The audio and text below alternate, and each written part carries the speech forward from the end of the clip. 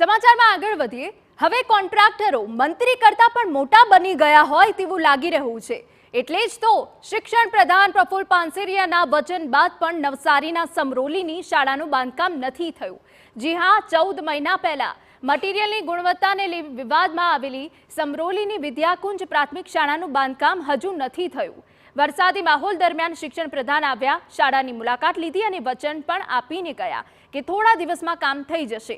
પરંતુ તે વાતના 15 દિવસ વીતી ચૂક્યા, છતાં કોન્ટ્રાક્ટરને કંઈ પડી જ નથી, જેથી શિક્ષણ પ્રધાનના દાવા જ ફોકટ સાબિત થયા છે।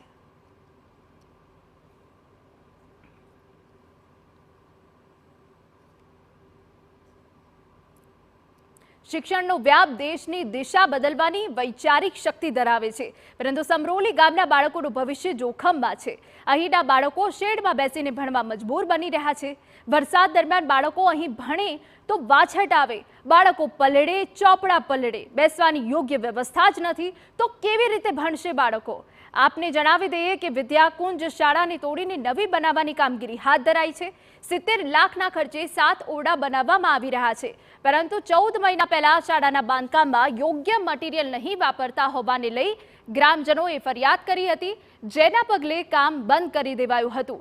જે તે સમયે તંત્રએ મટીરીયલના સેમ્પલ લઈ લેબમાં તપાસ માટે મોકલ્યા, પરંતુ અહીં જ સૌથી મોટો સવાલ ઉઠે છે કે 14 મહિના થયા છતાં હજુ લેબ રિપોર્ટ પણ નથી આવ્યો। આ કામગીરીને જોઈને કોન્ટ્રાક્ટર અને તંત્ર બંનેની બેદરકારી હોય તેવું સ્પષ્ટ લાગી રહ્યું છે।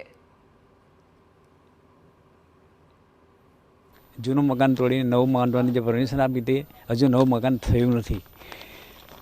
એક તો પરમિશન મળ્યા પછી 6 મહિના બાંધકામ મોડું થયું, બીજું એની બાંધકામની ક્વોલિટી બરાબર નહીં હોવાની ફરિયાદ થવાને કારણે કોન્ટ્રાક્ટરે કામ બંધ કરી દીધું અને આજ દિન સુધી હજુ નવું મકાન થયું નથી। શિક્ષણ મંત્રી પણ સ્કૂલ પર આવીને જોઈ ગયા અને એમણે પ્રોમિસ આપેલું કે અઠવાડિયામાં તમારું સ્કૂલનું કામકાજ શરૂ કરીશું, પણ આજ દિન સુધી કશું એમાં કંઈ પ્રોગ્રેસ થઈ દેખાતું નથી। ચોક્કસથી સવાલ ઉઠે કે કેમ હજી સુધી લેબ રિપોર્ટ નથી આવ્યો? શિક્ષણ પ્રધાનના વચન બાદ પણ કોન્ટ્રાક્ટર કામ કેમ શરૂ નથી કરી રહ્યા? હવે તો શિક્ષણ પ્રધાન પ્રફુલ પાનસેરિયાને સીધો સવાલ છે કે હવે તમે આ બાબતે શું પગલાં ભરશો? ક્યારે બાળકોની શાળાનો ઓરડો નસીબ થશે એ જોવાનું રહ્યું।